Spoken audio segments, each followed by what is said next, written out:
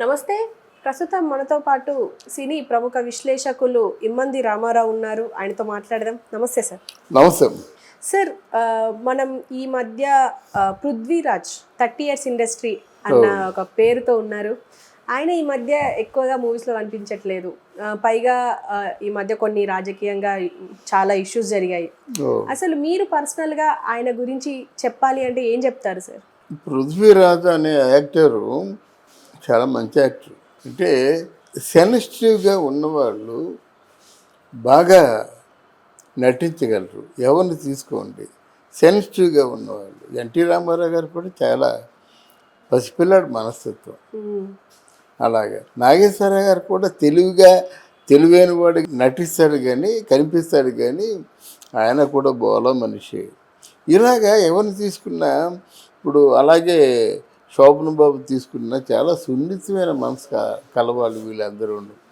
ఎందుకు చెప్తున్నానంటే సెన్సిటివ్నెస్, మనసులో సున్నితత్వం బాగా దాన్ని అబ్జర్వ్ చేస్తుంది అన్నమాట. ఫర్ ఎగ్జాంపుల్ సావిత్రి గారు, రాజబాబు గారు, ఇలా ఎన్నో చెప్పుకోవచ్చు మనం. ఆ మనసులో కొంచెం గుండెల్లో తడి ఉన్న ఆర్టిస్టు ఎవరైనా ఒక పాత్రని వాళ్ళు ఆకలింపు చేసుకుంటారు. దాన్నే పరకాయ ప్రవేశం అంటారు. అలా పరకాయ ప్రవేశం చేసుకొని నటించే నటుల్లో ఈయన కూడా మొదటి వరుసలోనే ఉంటాడన్నమాట. ఎందుకో ఆయన చూస్తే నాకు ఒక అభిమానం. పర్ఫెక్ట్గా నటిస్తాడు. ఆయన ఏ కాంబినేషన్లో ఉన్నా, సోలోగా ఉన్నా, ఆయన నటనలో మాత్రం మనం ఏమి అంటే చూసి ఏమి ఇలా చేశాడు అనే సందర్భాలు నాకు లేవు. అది మే బీ కరెక్ట్. అలాగా 30 ఇయర్స్ ఇండస్ట్రీ అని పెట్టడం కూడా అది యాదృచ్ఛికంగా పెట్టారన్నమాట. దానివల్ల ఒక లాభం జరిగింది, ఒక నష్టం జరిగింది. ఆ 30 ఇయర్స్ ఇండస్ట్రీ అనడం వల్ల ఆయనలో ఒక కామెడీ ఫ్లేవర్ బాగా ఎస్టాబ్లిష్ అయ్యింది. అవును, కామెడీ బాగా చేయగలరని ఎస్టాబ్లిష్ అయిందన్నమాట. అది లాభం. ఇకపోయినట్టయితే ఇక్కడ అంటే మనకి రావు గోపాలరావు వెళ్ళిపోయినారు. తడప రంగనాథ్ గారు చేసేవారు. ఎస్వి రంగారావు ముందు, గుమ్మడి ముందు వాళ్ళు వీళ్ళు చేర్చకూడదు. తర్వాత క్యారెక్టర్ ఆర్టిస్ట్ చేసేవాళ్ళు ఎవరు? అది నా ప్రశ్న. ఈ ఇండస్ట్రీలో వీడియోలు చూసినప్పుడు కూడా వారికి నేను సమాధానం చెప్పడానికి సిద్ధంగా ఉన్నాను. మళ్ళీ క్యారెక్టర్ ఆర్టిస్ట్గా పెట్టినట్టంటే కుటుంబ కథా చిత్రాలు రాకపోవడం వల్ల ఓ తండ్రి అవసరం లేకపోయింది సినిమానికి. అంతే కదా, అవన్నీ ఏటో సినిమాలు వస్తున్నాయి. అది సినిమా మంచి సినిమాలు కావని నేను చెప్పటం లేదు, కానీ ఎప్పుడు కూడా మానవ సంబంధాలు చాలా పెద్దపీట వేస్తాయమ్మా. అంటే మన మధ్య కథ, మనలో కథ, మన రక్తంలో ఉన్న కథకి పెద్దపీట ఎప్పుడైనా వేస్తారు. చూడండి, అప్పుడు పెళ్లి చూపులు కానీ, శతమానం భవతి కానీ ఇవన్నీ మంచి హిట్లు అయ్యాయంటే మొన్న ఆ బేబీ చిత్రం ఇలా హిట్లు అయ్యంటే కారణం మనసుకు హత్తుకునే సన్నివేశాలు ఉంటాయి. మనసుకు హత్తుకునే సన్నివేశాలు ఉండాలంటే ఆ మానవ సంబంధాల్లోని మాధుర్యమే గొప్పది మాట. ఇప్పటి రైటర్స్ కానీ, డైరెక్టర్స్ కానీ ఆ దిశగా ఆలోచించటం లేదు. అసలు హీరో తర్వాత ప్రతి నాయకుడు అంటే విలను. సరైన వరుసలో ఎంపిక చేసుకుంటే ఆ ఎంపికలో పృథ్వీ ఉంటాడు. అలాగే హీరోయిన్ ఫాదర్గా చాలా పెద్ద క్యారెక్టర్ ఉండి ఎంపిక చేసుకుంటే హీరోయిన్ ఫాదర్ క్యారెక్టర్ చేసే వాళ్ళలో పృథ్వీ ఉంటాడు. That is a very good and very magnificent character artist అన్నమాట. దాన్ని తీసుకోలేదు, అదే నా బాధ. ఇప్పుడు ఎవరు లేరు. అలప ఏదో రంగనాథ్ చేసేవాడు. ఇప్పుడు ఎవరు చేస్తున్నారు? కోట శ్రీనివాసరావు గారు కొంచెం ఆయన తాలూకు ఆరోగ్యం రీత్యా అంటే నటించే అవకాశాలు లేకపోయినాయి. ఇప్పుడు ఎవరున్నారు? ఎవరు లేరు. ఆ రావు రమేష్కి, రావు గోపాలరావుకి కంపేర్ చేయకూడదు. రావు గోపాలరావు మహానుభావుడు, ఆయన నాటకాలు ఆడిచ్చాడు. ఇప్పటికి కూడా రావు గోపాలరావు ఎంత గొప్ప వ్యక్తి అంటే, అప్పుడు కాకినాడలో ఉంటుండగా నాకు బాగా పరిచయం. తర్వాత వాళ్ళ బావమరిది నా క్లాస్మేటు, మురళి అని వాళ్ళ బావమరిది నా క్లాస్మేటు. అక్కడ రంగయ్య నాయుడు వీధిలో ఉండేవాళ్ళు.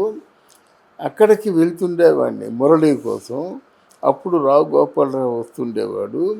ఆ మురళి అక్కయ్య కమల కుమారునే పెళ్లి చేసుకున్నాడు. అది మా బంధం. అంటే నటుడుగా ఆయన చెప్పాలంటే కొంచెం పెద్ద అయిన తర్వాతే 1974 సూర్యకళా మందిర్లో కల్చరల్ ఫెడరేషన్ అయింది. దానికి అంజమ్మ వీళ్ళందరూ వచ్చారు. జడ్జి అంటే ఫైనల్ జడ్జెస్గా వచ్చారు. అప్పటికి కూడా ఈయన కూడా పెద్దవాడు అయ్యాడు. అంటే ఈయన ఫాలోయింగ్ ఆర్టిస్ట్గా అంతా గుంపు ఫోటోలు తీయించుకోవడం అంతా స్టార్ట్ అయింది. కానీ అప్పుడు కొంచెం భారీ శరీరం అన్నమాట. వంగాలంటే వంగడం కష్టం. ఎవరికైనా లావుగా ఉన్నవాళ్ళకి వంగాలంటే కష్టం కదా. ఆయన మెట్లు ఎక్కుతూ అంటే మొదటి మెట్టుని ఇలా టచ్ చేసి రెండు కాళ్ళకు అద్దుకొని మెట్టెక్కాడు. అంటే ఆయన తాలూకు అంటే రంగస్థలం అంటే ఆయనకి భక్తి అంత ఎక్కువ, అంత బాగా నటిస్తాడు. ఒక గిరీశం పాత్ర చేసినా, ఏ పాత్ర చేసినప్పుడు కూడా, కీర్తిశేషులు చేసినప్పుడు కూడా అంత బాగా నటిస్తాడనమాట. చెప్పేట్టు Rao Gopalarao, Ramesh is a little bit lesser. కానీ ఇంకొక ఆర్టిస్ట్ కావాలి కదా, ఇంకొక ఆర్టిస్ట్గా పృథ్వీ ఉంటాడు కదా. ఇది ఎలాగుంది అర్థమైందా? తర్వాత ఏదో రాజకీయాల్లో రావడం, రాజకీయాల్లోకి వచ్చినట్టయితే ఆయన మనసుని ముడిపెట్టుకుని ఉంచలేడు. అంటే ఇందులో కావాలనే కొన్ని అదే మనసుని ఇక్కడ ఏముంటుంది, ఇక్కడ అది ఉంటుంది.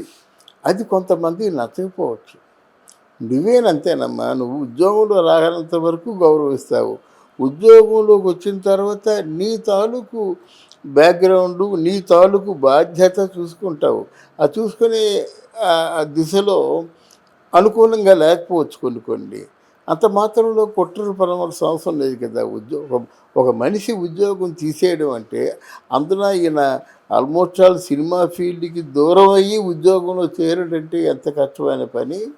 దాని మీద ఆయన మీద అంటే అనేకమైన రాజకీయాలు ప్రయోగించి మొత్తానికి ఏదో అక్కడి నుంచి వచ్చేసారు. అభిప్రాయ భేదాలు వచ్చాయి. ఈయన పౌరుషమైనడు కనుక ఆయన కోర్టుకు వెళ్తే గెలుచుకుంటాడు. కానీ పౌరుషమైనడు అయినడు కనుక ఆయన రాజీనామా చేసి వచ్చి మళ్ళీ సినిమాల్లో చేయడం మొదలుపెట్టాడు. నో డౌట్ ఆయన ఇంకా బోల్డంత వయసు ఉంది, బోల్డని క్యారెక్టర్లు చేయాలి. నిన్న చూసా, చాలా బాగున్నాడు. అంటే అంతకుముందు ఉన్నటువంటి కొంచెం ఆ బోల్డ్నెస్ అదేం లేదు. చక్కగా ఫిట్గా ఉన్నాడు క్యారెక్టర్కి, కనబడ్డాడు. చక్కగా ఫేస్ ఉంది, బాగా ఫిట్నెస్ కూడా ఉంది. అంటే నా దృష్టిలో ఆయన పూర్వం రోజుల్లో వినోద్ ఖన్నా అనే ఒక ఆర్టిస్ట్ ఉన్నాడు, అలా ఉన్నాడు అన్నమాట. అంటే మళ్ళీ ముందు అంటే బిజీ అయ్యాడు కదా, మూవీలో బిజీ అయ్యాడు. నేను కోరుకుంటుంది కూడా ఈ వీడియో మూలంగా బిజీ అయ్యాడా లేదా అన్నదే కావాలి. తర్వాత బిజీ అయ్యాడు ఒకటి. కానీ రాజకీయాలు ఎన్నప్పుడు కూడా మీరు రాజకీయాల్లో మీకు ఒక బాధ్యత అప్పచెప్పినంత వరకు కూడా ఫస్ట్ ప్రిఫరెన్స్ మీరు నటనకే ఇవ్వండి పృథ్వీ గారు. ఎందుకంటే నటనకు ప్రిఫరెన్స్ ఇస్తే మీరు నిరూపించుకోగలరు. కొంతమంది ఉన్నారు, వాళ్ళు ఎంత తొందరగా రిటైర్మెంట్ అయితే అంత మంచిది, ఆయనకి మనకి కూడా అనుకుంటాం. ఇలా కాదు, నటిస్తాడు, బాగా నటిస్తాడు. ఒక నాటకానుభవం ఉంది. తర్వాత ఆయన స్వయంగా కథలు రాసుకుంటాడు. తర్వాత ఏంటంటే సమాజం గురించి ఎక్కువ ఆలోచిస్తాడు. ఆయనకి, నా దృష్టిలో ఆయనకి నిద్ర పట్టని రాత్రులు ఎన్నో. ఎందుకంటే కొంచెం ఎవరికైతే గుండెల్లో తడి ఉంటుందో వాళ్ళకి నిద్ర పట్టదు. ఇవన్నీ సమాధానం లేని ప్రశ్నలు అయినప్పటికి కూడా మనకి తెలుస్తుంది, ఆయనకి తెలుస్తుంది. ఆయన ఆలోచనలకి సమాధానం లేని ప్రశ్నలుగా మిగిలిపోతాయని. కానీ ఆలోచించడం మానేయడు. ఆలోచించాలి, ఆలోచనలకి ఏదో సమాధానం కావాలి, పరిపక్వత కావాలి. ఆయనకే అనుభవం ఆయనలో చోటు చేసుకుంటుంది అన్నమాట. ఇలా వస్తే రాజకీయాల్లోకి వెళ్ళారు. అంటే రాజకీయాల్లోకి వెళ్ళిన తర్వాత నేను అనుకుంటున్నాను, బట్ ఆయన మనసులో ఎలాగుందో తెలియదు. ఒక ఒక సెలబ్రిటీ అయినటువంటి ఆర్టిస్టు రాజకీయాల్లోకి వెళ్ళిన తర్వాత నీకు ఇక్కడ ఆదాయం పడిపోతుంది కదా. చిన్న చిన్న వేషాలు వేసేవాళ్ళు, ఏదో ఈవెంట్లు చేసుకునేవాళ్ళు, వాళ్ళు ఫోకస్ చేసుకుంటూ కోట్లాది రూపాయలను వాళ్ళు సొంతం చేసుకుంటున్న ఈ రోజుల్లో ఇంత టాలెంట్ ఉంది, ఇంత చాలామంది అభిమానులు కూడా ఉన్నారు. అసలు నేనే ఒక అభిమాని ఆ నటనకి ఉన్నప్పుడు దాన్ని ఎన్కేష్ చేసుకోలేకపోతున్నాడేమో అనిపించింది.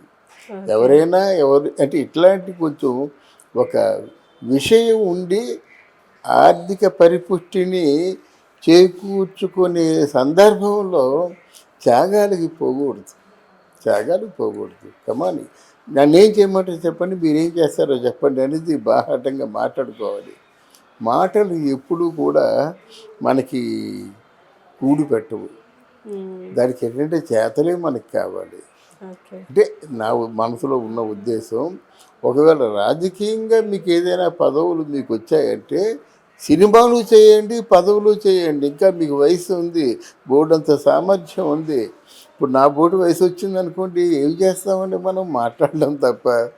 అందువల్ల మీ వయసుని మాత్రం కరెక్ట్గా ఉపయోగించుకుంటే మంచి నటుడు ఉంటాడు, ప్రజలకు సేవను అందించేటువంటి మంచి ఒక నటుడు, భావుకుడు, దర్శకుడు, ముగ్గురు ఉన్నారు వాళ్ళు. ఆ ముగ్గురు కూడా ఒక ఫోకస్ వస్తుంది, జనాలకు ఉపయోగపడతారన్నమాట. ఎవరు పుట్టగానే పెద్ద ఆర్టిస్టులు కాదు కదా. సత్యనారాయణ గారు ఎలా వచ్చారో నాకు తెలుసు, గుమ్మడి ఎస్వి రంగారావు గారి తాలూకు పుట్టుకన అంటే నటుడుగా పుట్టుక నాకు చరిత్ర చెప్పిన విధంగా తెలుసుకున్నాను, కొంచెం అనుభవపూర్వకంగా తెలుసుకున్నాను వాళ్ళతో మాట్లాడి చేసే సందర్భంలో. ఓ జగ్గయ్య అట్లాంటి క్యారెక్టర్లు మీరు వేయాలని నేను ఈ వీడియో ముఖ్యంగా కోరుకుంటున్నాను. నేను అందుకు భగవంతుడు కూడా ఆయుష్ కీర్తి ప్రతిష్టలు ఇవ్వాలని మనస్ఫూర్తిగా కోరుకుంటూ ఇంకా రెట్టించిన ఉత్సాహంతో పనిచేయాలి.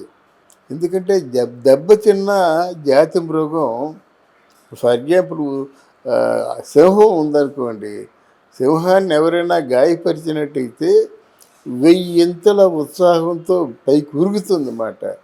It will finalize the case. ఒక్కసారి బయటపడిద్దంటే మరి తనో వాళ్ళు ఉండడం కావాలి. అలాగ ఒక సింహబలం అంటే చేకూర్చుకొని ముందుకు పోతారని నేను మనస్ఫూర్తిగా ఆశీర్వదిస్తున్నాను. Thank you very much.